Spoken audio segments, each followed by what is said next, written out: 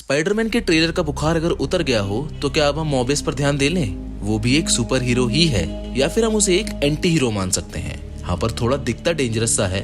वैसे मॉबियस में आपको काफी खिचड़ी देखने को मिलने वाली है, क्योंकि इसमें फिर से एक बार आपको मार्वल और सोनी यूनिवर्स क्लैश करते हुए दिखेंगे।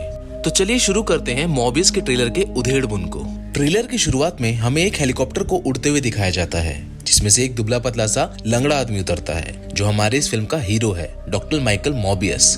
वैसे मैं आपको बता दूं कि माइकल मॉबियस मार्वल के कॉमिक वर्स में एक बहुत ही फेमस हीरो हैं, जो ज्यादातर हमारे प्यारे स्पाइडी के साथ गुंडों की पिटाई करते हुए दिखते हैं या फिर उन्हें काटते हुए।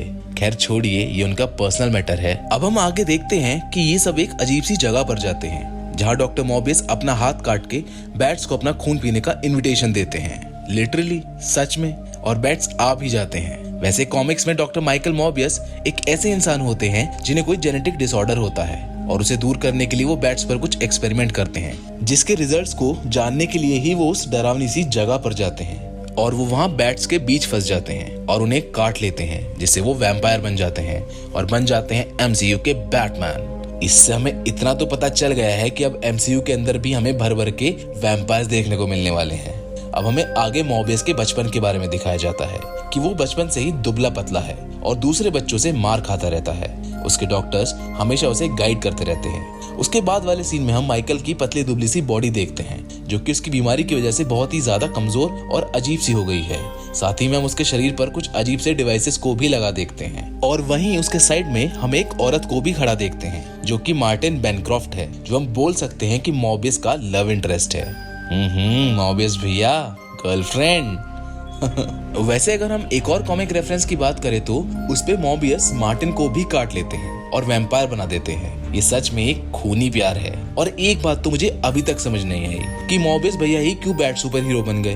अबे वहाँ गए तो 5-6 लोग थे, उनमें से किसी को तो मिली होगी ना पावर्स। इसके बाद हम देखते हैं कि डॉक्टर मॉबियस एक शिप में गुंडों को मारकर वापस अपने घर आ जाते हैं, और उनका वहाँ स्वागत करते हैं उनके बचपन के दोस्त रोमन पियर्स। सॉरी, रोमन को देखकर मैं भूल गया कि ये मॉबियस है, फास्ट एंड फ्यूरियस नहीं। मॉबियस में टाइलर गिब्सन ने मॉबियस के बचपन के दोस्त का किरदार निभाया है, जो कि एक FBI एजेंट है। वैसे तो साइमन के पास कोई सुपर पावर्स नहीं है, पर आगे ट्रेलर में हम उनके पास एक विंटर सोल्जर से मिलता जुलता हाथ देखते हैं। डरिए नहीं, ये तो बस एक हाईटेक सा हाथ है, जो कि उसी टेक्नोलॉजी के जैसा लग रहा है जो कि मॉबियस के शरीर पर लगी हुई देखी थी हमने। अब माइकल मॉबियस चमगादड़ मैन बन गया है, जिसे ये समझ नहीं आ रहा है कि मेरे साथ हुआ क्या है। वो फिर से अपने ऊपर रिसर्च करता है, जहां हम आगे सीन में उसे एक स्टडी रूम में देखते हैं। वहां वो बैट्स के बारे में पढ़ता है। साथ ही में हम वहां एक ब्लड बैंक का पाउच रखा देखते हैं। अब चमगादड़ है, खून भी तो पिएगा ना, लेकिन मॉबियस अच्छा इंसान है, इसलिए वो खून ब्लड बैंक से पीता है। उसके अंदर सारी चमगादड़ की पावर्स आ गई हैं, और तो और अब तो उसकी आंखें भी चमक रही हैं। मॉबियस उड़ भी सकता है, और अब वो दुबला पतला भी नहीं रहा, उसकी बॉडी बन गई है।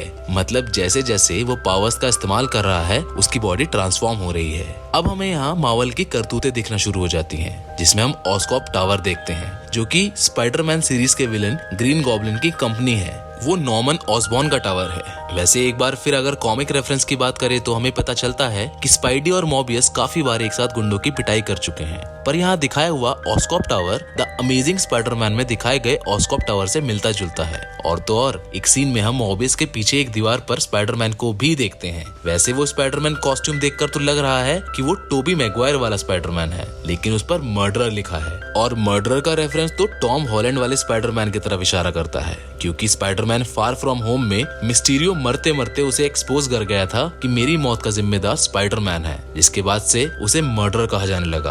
और तो और हमें आखिरी में वेनम का भी रेफरेंस मिल जाता है। मतलब ये मार्वल यूनिवर्स है या सोनी या फिर पता नहीं क्या, कुछ क्लियर नहीं है, बहुत कंफ्यूजन है। और ऊपर से ब्लैक कैट का भी रेफरेंस आपने इस फिल्म में डाल दिया, जो हमें न्यूज़पेपर वाले सीन में देखने को मिला, जिसमें डेली ब्यूगल की हेडिंग में लिखा होता है ब्लैक कैट फ्रेंड और फो। और जो ब्लैक कैट को नहीं जानते तो मैं बता देता हूँ, ब्लैक कैट भी मार्वल कॉमिक यूनिवर्स का हिस्सा है, जो स्पाइडरमैन के साथ काफी बार काम करती हुई देखी गई है। और मुझे अब ऐसा लगने लगा है कि शायद सोनी भी डिसाइड नहीं कर पा रहा है कि इसे कौन से यूनिवर्स में सेट करें। वैसे इस ट्रेलर में हमें इसके विलन के बारे में नहीं दिखाया गया है, पर फिर भी मैं आपको बता दूं कि मॉबियस का जानी दुश्मन हंगर नाम का आदमी है, जो खुद भी एक वैम्पायर है। उसे भी वैम्पायर बनाने वाला आदमी मॉर्बियस ही है। ट्रेलर के आगे के सीन में हम मॉर्बियस को जेल के कॉस्ट्यूम में भी देखते हैं, जो कि साफ साफ इंडिकेट करता है कि हंगर लोगों को मार रहा है अपनी प्यास बुझाने के लिए और बेचारा फंस रहा है मॉर्बियस। अब भैया इस फिल्म के रिलीज के बाद ही हमें इस कहानी के बारे में पता चलेगा। जहाँ 1 साल वेट किया है, थोड़ा और वेट कर लीजिए, क्योंकि मॉर्बियस आ रहा है 28 जनवरी 2022 में आपके नजदीकी सिनेमा घरों में। तो तैयार हो जाइए खूनी नाइट्स के लिए विद मॉर्बियस। इसी के साथ हम अपनी वीडियो को यहाँ एंड करते हैं। हमें कमेंट सेक्शन पर कमेंट करके जरूर बताएं कि आपको इसका ट्रेलर कैसा लगा, और साथ ही अगर आप हमारे चैनल पर नए हैं तो इसे जल्दी से सब्सक्राइब कर लीजिए और बेल आइकन को दबा दीजिए, ताकि आपको नई वीडियोस के अपडेट्स मिलते रहें। Till then, thank you.